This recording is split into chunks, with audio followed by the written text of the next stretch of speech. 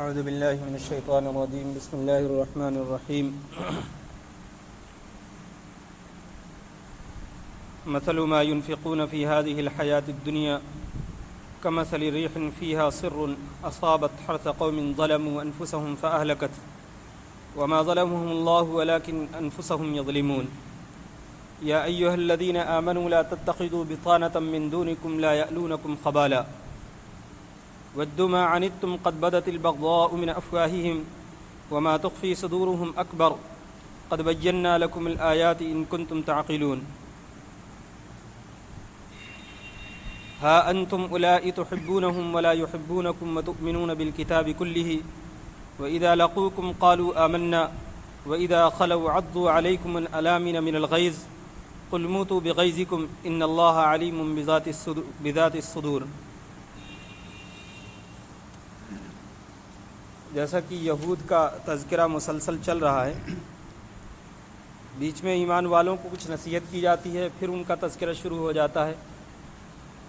گزشتہ آیتوں میں اللہ رب العزت نے ان کے بارے میں فرمایا تھا کہ ان کے مال اور اولاد کچھ بھی اللہ رب العزت کے مقابلے میں ان کے کام نہ آئے گا، یہ جہنم والے لوگ ہیں اور ہمیشہ اس میں رہیں گے۔ اب ان میں سے کچھ افراد ایسے بھی ہوتے ہیں جو اپنے کفر کے باوجود بھی نیک اعمال بھی کرتے رہتے ہیں، لوگوں کے اوپر لوگوں کی مدد کرنا اور دوسرے نیک کاموں میں پیسے اور روپیوں کو خرچ کرنا، مال کو خرچ کرنا، یہ کام کرتے ہیں لوگ اپنے کفر کے باوجود۔ تو اللہ رب العزت فرما رہا کہ اگر یہ دنیا کی زندگی میں اس طریقے کا کام کریں کہ لوگوں کی مدد کریں، خیرات کے کام کریں، اپنے مال کو نیک کاموں میں خرچ کریں، تو ان کی مثال دنیا کی زندگی میں جو لوگ مال کو خرچ کرتے ہیں ان کی مثال ایسی ہے کہ ایک کھیتی ہے، اس کھیتی پر سردیوں کے دن میں جو پالا پڑ جاتا ہے، ٹھنڈی ہوا چلتی ہے، تو اس ٹھنڈی ہوا سے اور پالے سے کھیتی کی جو حالت ہوتی ہے وہ کسان سمجھتا ہے کس حالت کی ہوتی ہے کھیتی۔ چاہے جتنی بہترین کھیتی ہو، چاہے جتنی اچھی کھیتی ہو، جو اس کے اوپر پالا پڑ جاتا ہے اور ٹھنڈی ہوا اس کے اوپر چل جاتی ہے تو سب برباد ہو جاتا ہے، جل کے خاک ہو جاتا ہے۔ اسی کو فرمایا کہ اس کی مثال ایسی ہے کہ ایک بہترین کھیتی ہے، اس کے اوپر پالا پڑ گیا، ٹھنڈی ہوائیں اس کے اوپر چل گئی۔ قوم ظلموا انفسهم، یہ ایک ایسی قوم ہے جس نے اپنے آپ پر ظلم کر رکھا ہے، فاہلکت، تو یہ ہوا جو ہے، یہ پالا اس کھیتی کو ہلاک اور برباد کر دیتا ہے۔ تو یہی حال ان کے نیک کاموں کا ہے کہ ان کے نیک کام جو ہے، مال اچھے کاموں میں خرچ کرنا ہے، وہ ایسا ہے کہ بہترین کھیتی انہوں نے تیار کر لی، پھر اس کے بعد ان کے کفر کی جو آندھی ہے، کفر کی جو ہوا ہے، وہ اس کو تہس نہس کر دیتی ہے، خراب کر دیتی ہے۔ وما ظلمهم اللہ، اور اللہ رب العزت نے ان پر کچھ بھی ظلم نہیں کیا، ولکن کانوا انفسهم یظلمون، لیکن یہ بذات خود اپنے آپ پر ظلم کرتے ہیں، اپنے کفر کی وجہ سے یہ خود اپنے آپ پر ظلم کرتے ہیں۔ یا ایھا الذین آمنوا لا تتخذوا بطانة من دونکم لا یألونکم خبالا، اے ایمان والو، تم اپنے آپ کو، یعنی اپنے خود مسلمانوں کا جو گروہ ہے ان کو چھوڑ کر کے کسی سے دوستی نہ کرو۔ دوستی کا مطلب سمجھ رہے ہیں؟ اس طریقے کی گہری دوستی کہ اپنے راز ان کو بتا دینا۔ یہ آیت اس وقت نازل ہوئی کہ جب مسلمان ہجرت کر کے مکے سے مدینے پہنچے تو اوس اور خزرج جو مدینے کے قبائل تھے، ان کے تعلقات پہلے سے یہودیوں سے تھے، ان کے ساتھ ان کا لین دین، اٹھنا بیٹھنا، سارے کام کاج ان کے تھے، سارے معاملات ان کے تھے، اور اسی طریقے سے انہوں نے اسلام کو قبول کرنے کے بعد یہودیوں سے اپنے رابطے کو قائم رکھا، ان کے ساتھ لین دین کرتے، جیسے کہ ہم اپنے پڑوس میں کرتے ہیں، کوئی بھی ہو کچھ پکا تو ان کے ہاں پہنچا دیا، ان کے ہاں کچھ پکا تو ہمارے یہاں آیا، جیسے کہ تعلقات ہوتے ہیں آپس میں پڑوسیوں کی، ویسے ہی ان کے اچھے تعلقات تھے۔ تو ایمان لانے کے بعد بھی مسلمانوں نے اپنے تعلقات کو اسی طریقے سے نبھایا، لیکن ان کا معاملہ کیا تھا؟ ودوا ما عنتم، اللہ رب العزت فرما رہا کہ تم ان کے ساتھ اس طریقے کی دوستی نہ نبھاؤ، ایسی دوستی ان کے ساتھ نہ نبھاؤ۔ کیوں؟ اس لیے کہ ودوا ما عنتم، یہ تمہیں تکلیف پہنچانا چاہتے ہیں، اگر تمہیں ذرا بھی تکلیف پہنچتی ہے تو اس سے ان کو خوشی حاصل ہوتی ہے، یہ خوش ہوتے ہیں۔ قد بدت البغضاء من افواہہم، اور ان کے منہ سے عداوت، دشمنی اور بغض جو ہے وہ پھوٹا پڑتا ہے، نکل پڑتا ہے۔ وما تخفی صدورہم اکبر، اور جو یہ اپنے دل میں چھپا کر کے رکھتے ہیں وہ اس سے کہیں بڑھ کر کے ہے۔ یعنی تم تو ان کے ساتھ دوستی کا معاملہ کرتے ہو، لیکن وہ حقیقت میں تمہارے ساتھ دوستی کا معاملہ نہیں کرتے، تم سے ملتے ضرور ہیں سامنے پر، ظاہر پر، لیکن اپنے اکیلے میں جب ہوتے ہیں تو ان کی جو عداوت ہوتی ہے، دشمنی ہوتی ہے، بغض ہوتا ہے، وہ پھوٹا پڑتا ہے، اور جو دل میں انہوں نے چھپا رکھا ہے وہ کہیں زیادہ خطرناک ہے۔ قد بینا لکم الآیات ان کنتم تعقلون، یہ ساری چیزیں، ساری نشانیاں اللہ رب العزت تمہارے سامنے اس لیے بیان کرتا ہے تاکہ تم سمجھ جاؤ،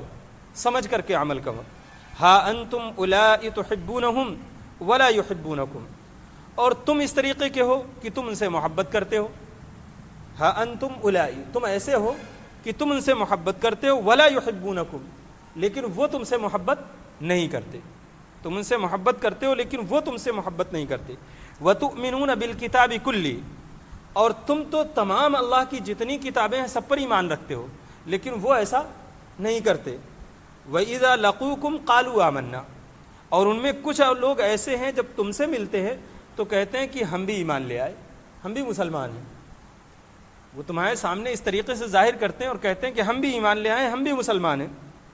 وَإِذَا خَلَوْا عَضُّوا عَلَيْكُمُ الْأَنَامِنَ مِنَ الْغَيْظِ، اور جب تنہائی میں جاتے ہیں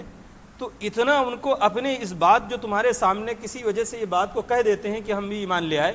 اس پر وہ چیز ان کے اوپر اتنی شاق گزرتی ہے اور اتنا تکلیف خود اپنے آپ کو ان کو اتنی ہوتی ہے کہ اللہ رب العزت فرمانا کہ مارے غصے کے وہ اپنی انگلیاں چبا لیتے ہیں۔ اتنا غصہ اپنے آپ پر ان کو آتا ہے کہ اس غصے میں وہ اپنی انگلیاں چبا لیتے ہیں۔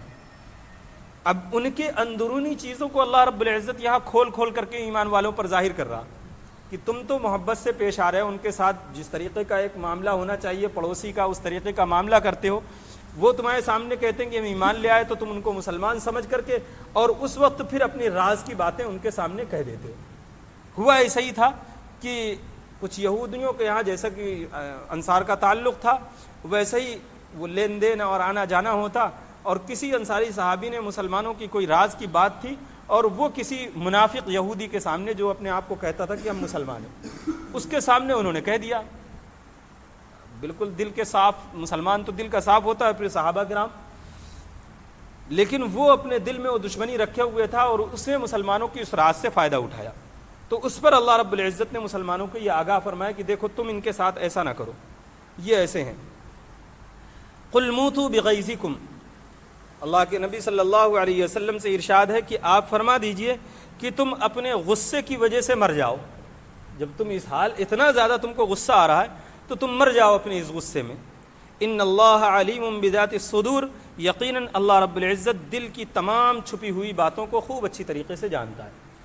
یعنی جو بھی تمہارے دل میں ہے، یعنی تم دل کی صفائی کے ساتھ کہہ رہے ہو، تمہارے دل میں کوئی کھوٹ نہیں تھا ایمان والوں سے، وہ بھی اللہ جان رہا، ورنہ اللہ رب العزت یہاں مسلمانوں کو بھی تنبیہ فرما دیتا کہ دیکھو تم جان بوجھ کر کے راز کو افشا کر رہے ہو،